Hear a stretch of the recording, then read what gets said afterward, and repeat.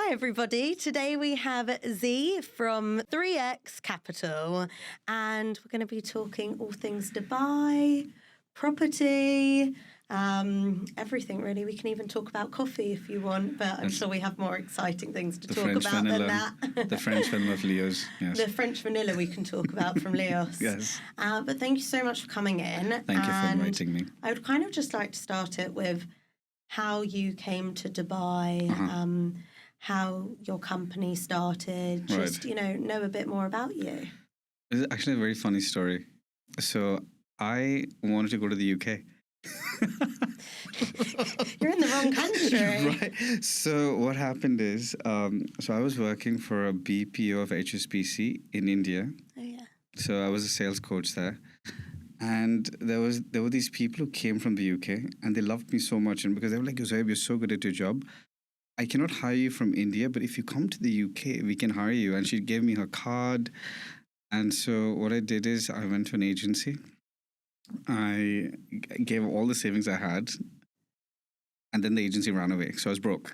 Oh, no. And were you in UK at this point? No, in India. So still in India. So I applied for some sort of 1-year MBA, sort of like a student visa.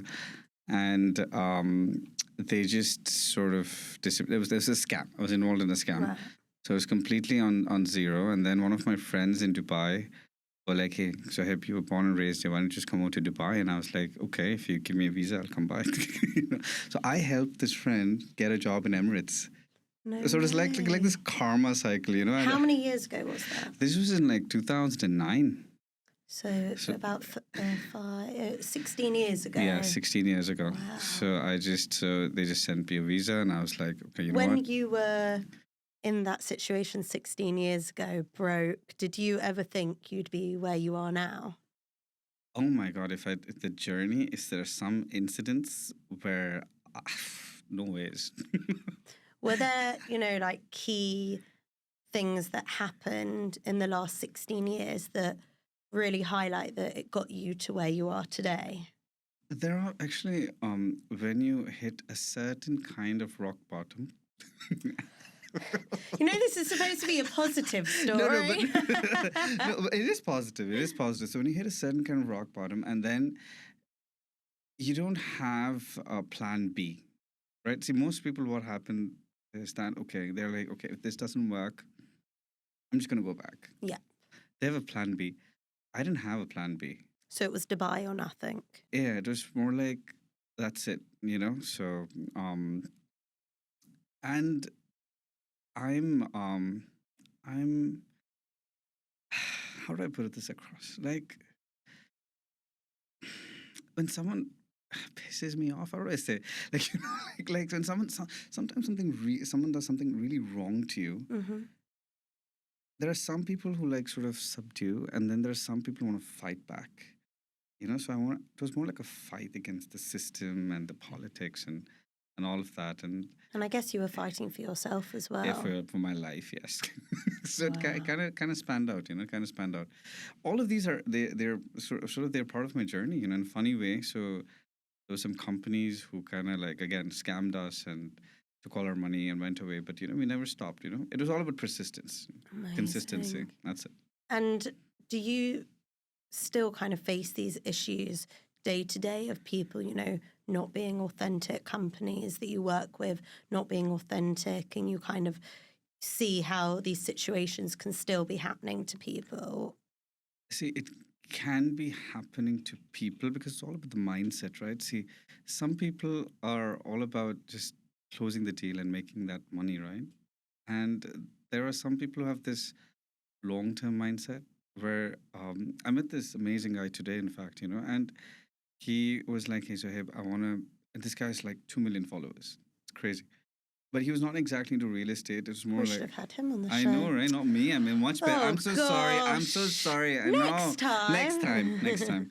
So he was like, Zohaib, I want to work with you because I feel like... okay, I don't normally talk religious. This guy, I'll tell you what he told me. Okay, so he told me, Zohaib, I don't want to work for this world. I'm answerable to God, so I want to make sure my guys don't make money. And I feel like you try to give that sort of advice. You do that due diligence, the research. and then you give that right product. Most companies that I've been, so he's new to Dubai.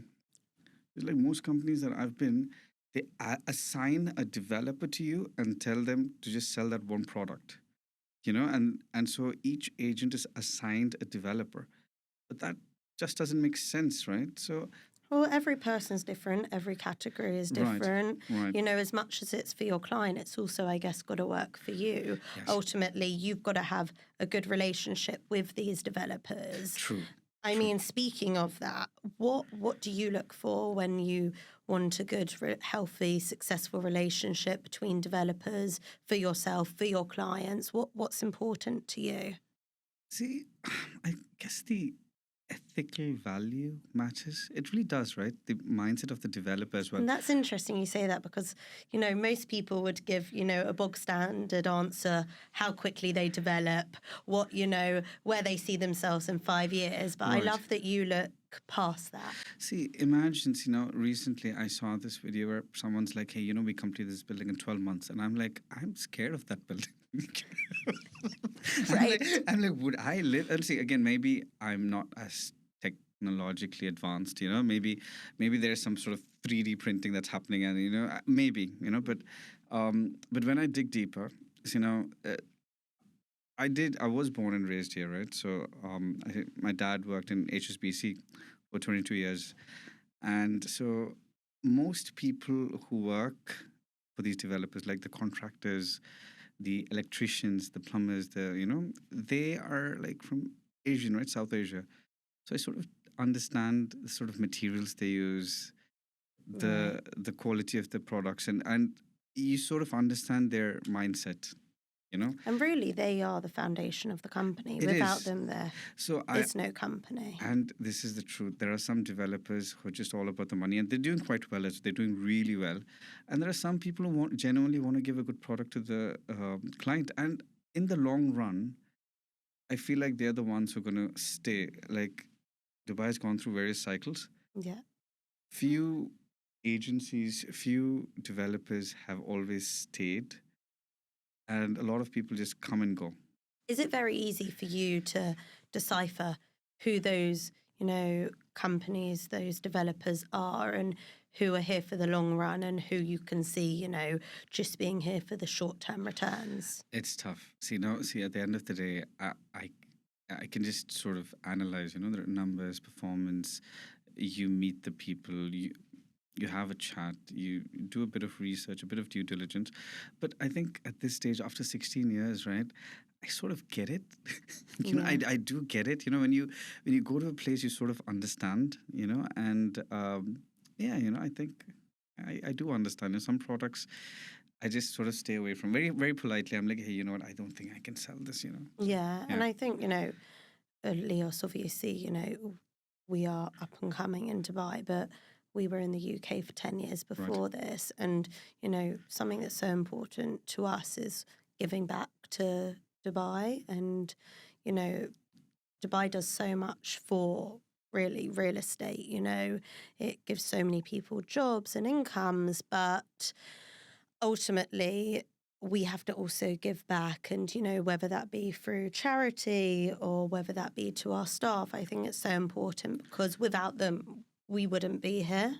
No, see, Leo's actually, when it came to the market, it was a buzz. Like when Hadley Heights came, so it sold out really quick. Hmm. And it was because the designs were very modern, and it was a buzz. So I think a few developers at that stage, they they really sort of, so Leo's was one of those. Leo's, there was a developer called Iman, there was Imtiaz. Yeah. So all you guys like sort of came together and you created a buzz. You created a buzz of quality. So now everyone, see, the biggest sort of challenge between, let's say, the government developers and private developers are on such factors, right? The quality of construction, because the homeowner or the end user, that's what they look for. Do you think they can tell, most of the clients you work with, do they rely on you in terms of sussing out whether the quality is what it should be, or ultimately, it's down to them? Um, in my case, I think my clients sort of rely on me, but sort of general market sentiments at this point, I think it's a bit sad that let's see, there are some developers who are so aggressive on marketing and hyped marketing. For you guys don't market a lot, right? And there are some developers who don't market a lot. Like for example, this is developer H&H. They probably develop some of the best products in the market, but they don't market themselves. And then you have some developers who market so aggressively that people, you know, people invest with people who they trust. Okay, so when maybe if a developer says that, hey, I have the biggest guys, I have the biggest people, I have this, I have that, they think that it's safe and you can invest with them, but it's So do you think, do a lot of your clients initially come to you and they'll say, well, I've seen this on a billboard, yeah. I want it. And is it kind of down to you to then say, well, just because it's on a billboard doesn't actually mean Yeah. that it's the perfect home or the perfect investment? See, I have to educate them. Now, I've lost a lot of deals like because see now sometimes they're like, oh no, I think it's great because we went to a roadshow in London, or we saw it on an Emirates first class. We saw the ad, right? And it's just marketing, right? It's maybe it's not reality. There are a lot of hyped ads at this stage, so it's quite tough. See, the market is booming. When the market is booming, everything sells.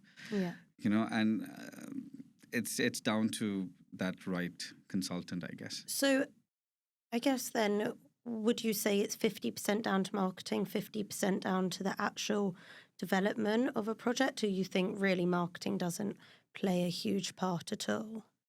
No, see, for sales, it's all about marketing, nothing else. You could sell, I mean, if today I say this is a Bugatti glass, it could sell for like, I could sell this one glass just because it's marketed like, oh, this is the Bugatti What glass. what if it was a Leos glass?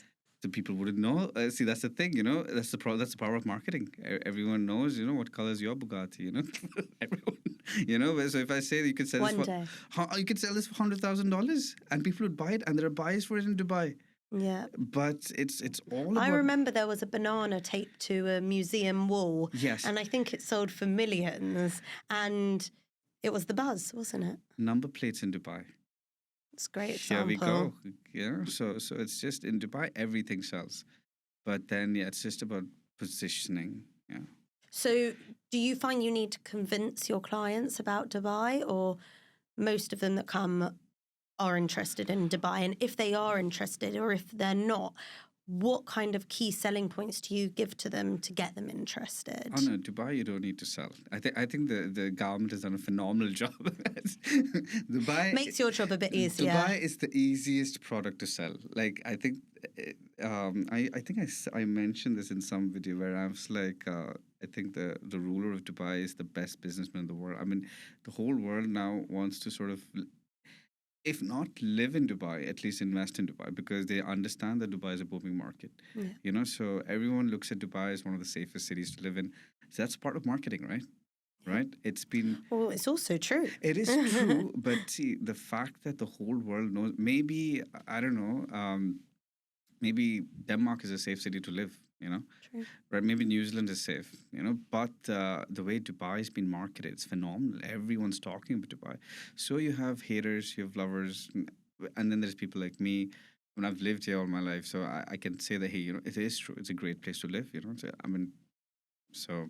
And do you see it kind of going the same way for the next 5 years? Is this where the market will continue to boom?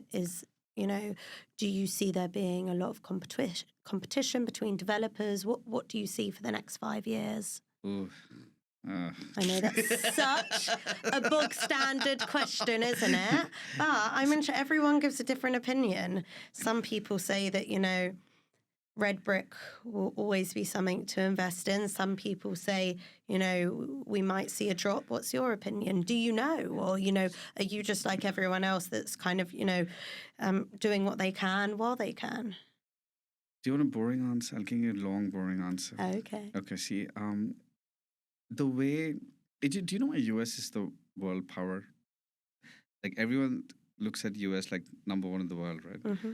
So post, I think, Second World War, US supported the UK. See, UK and US were considered as the biggest world powers, right? There was a time where UK, the British Empire, the sun would never set in the British Empire, right? But then I think during the Second World War, US helped, and then US was determined as the world power, right? And the whole world looked up onto US. Yeah. Now China doesn't accept it, right? China is like, hey, I'm bigger than you, and then there's everyone's not fighting with the US. I think Canada's fighting with the US, and so there's a lot of issues happening that way. So there is this shift in world power that people don't. There's this war, like this Cold War, like happening, right?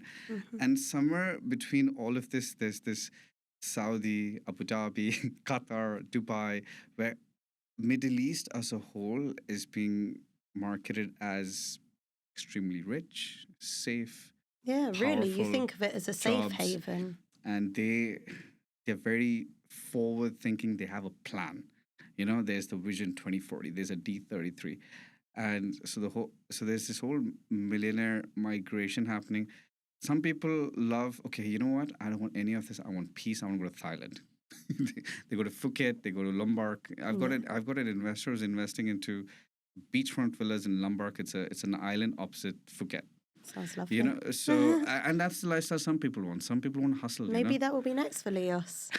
We'll have to start going into Thailand. So if you understand these charts, I think Dubai, the Middle East in general, is an extremely safe place to be.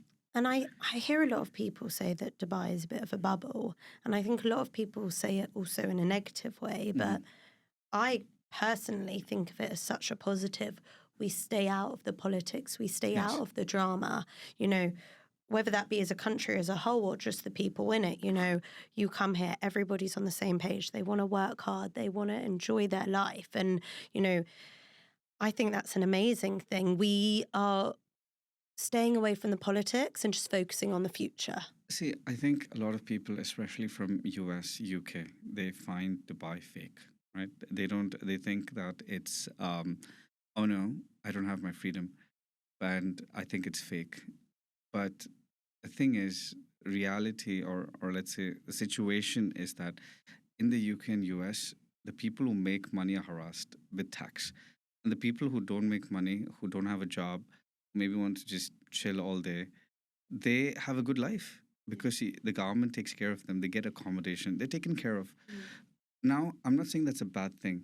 Like, see, in people say, okay, in Dubai, if you lose your job, you're out of the country. But over there, you're taken care of. Like, you're protected. Yeah. So it is a capitalist economy where, so in Dubai, the cycle is different, where it's like, they support you being rich, they want you to make money, right?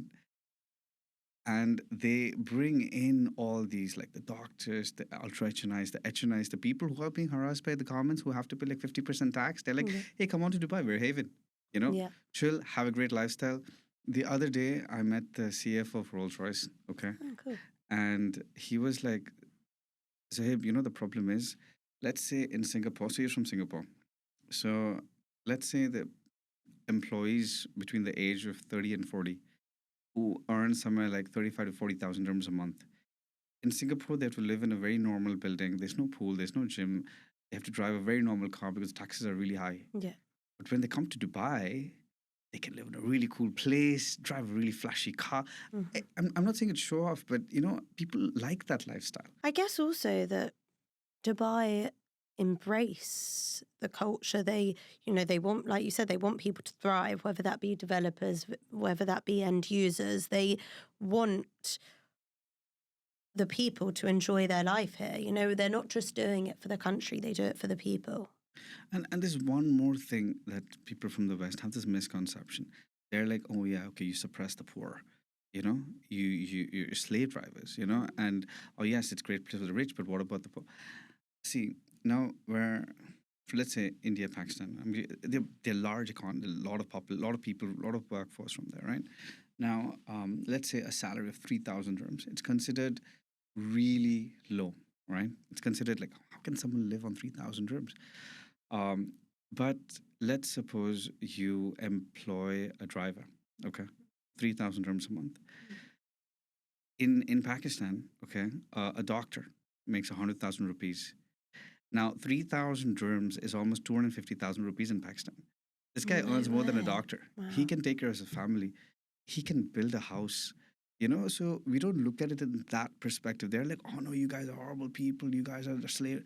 No, it serves a purpose, right? See, at least if they get a job, they can take care of the family. You don't understand what happens in those countries, right?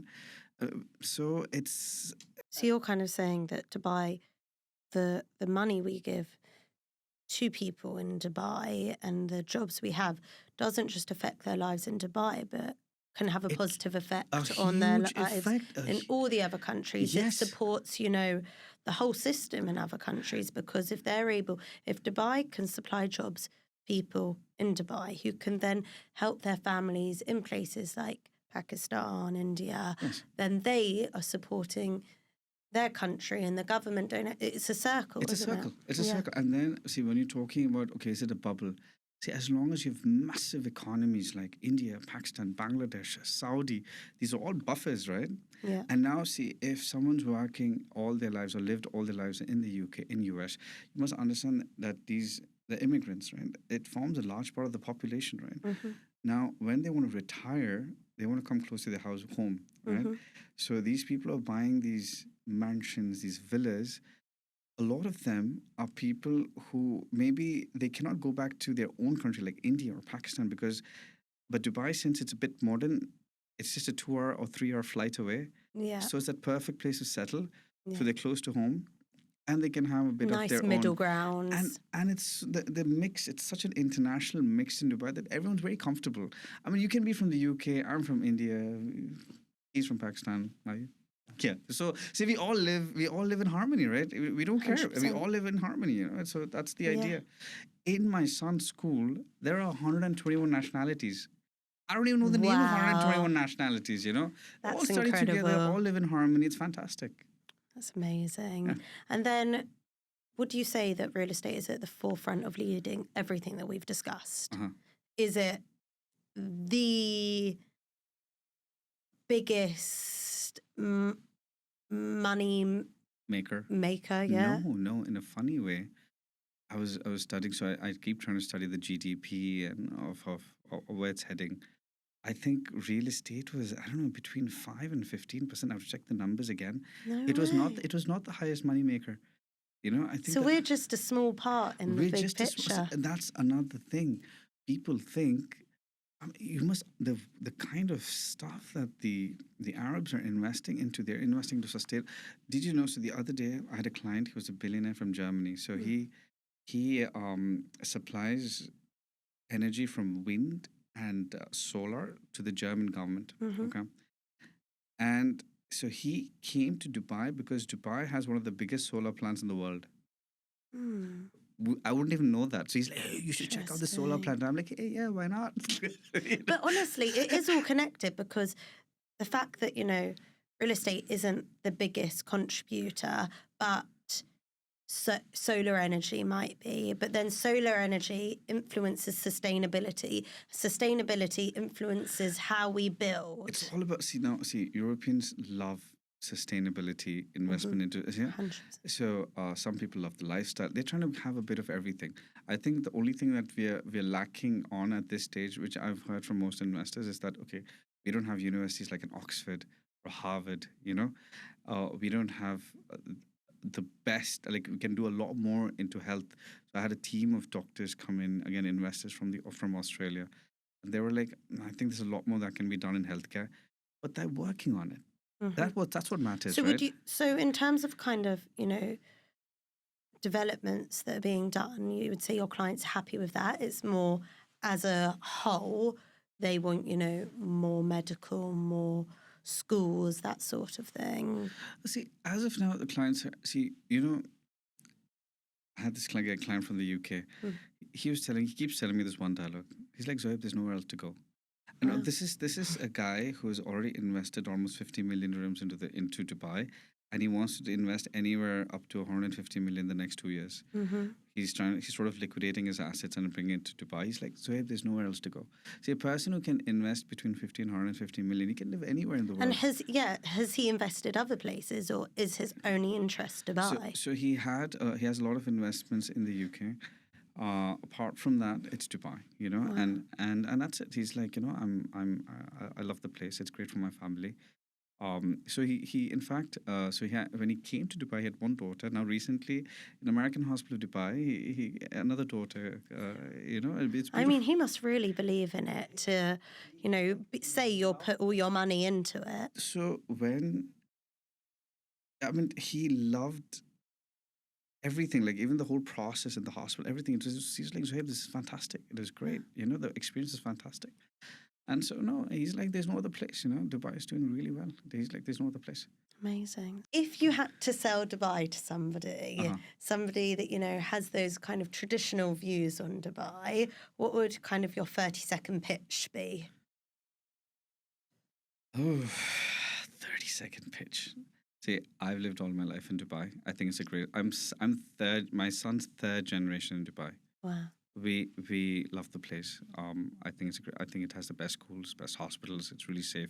You can have a good lifestyle, and you're like, I think 6 hours away from, I don't know, 130 countries. So I think it's a great place to live.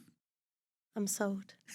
Even though I already live here, if I wasn't, I'm sold. Right. I mean, see, if I've lived, if I want to raise my family here, I mean, see, now being, let's say, Indian, I've got family all over the world. My sister lives in Australia. Oh. I've got my I'm cousin. surprised you haven't done that 30-second pitch to her.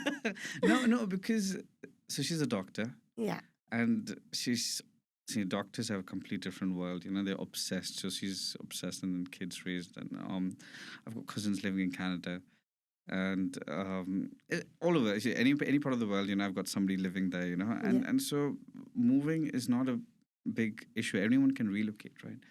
It's just that we're so comfortable here. It's a great lifestyle. It's a great place. It's hard to leave. So when I go to any other country, I miss Dubai. I start missing Dubai. I was in the UK last weekend, and I kept saying, when can I go back to Dubai? I missed it. You wouldn't believe it. The other day I went to India. So my dad has a farm now, back home in India. I cannot stay there more than 2 days. It's a terrible, great lifestyle. isn't it? And I'm like, you know what? Okay, Dad, you're okay. Okay, I'm going back. Okay, anytime you need me, just call me. And that's the best part. I'm like, hey, anytime you need me, call me. I can be home in 3 hours. Yeah. It's fine. It's like 3 hours. That's best location, isn't it? So it's great. Yeah. And then the sort of clients that you work with, are they looking for, the multi-million-dollar penthouses, or are they more looking for affordable family living? Is it a mix of both? Do you steer them in one sort of direction? It's the full house. I've got from £100,000 to, in Dubai, the sky's the limit, right? Right. So no, the full. In fact, I haven't had. Oh, I have had. Okay, so yeah, full house. Is it harder to find the affordable housing or the penthouses? See, at this point, everything is hard. Sure, you want that as your answer?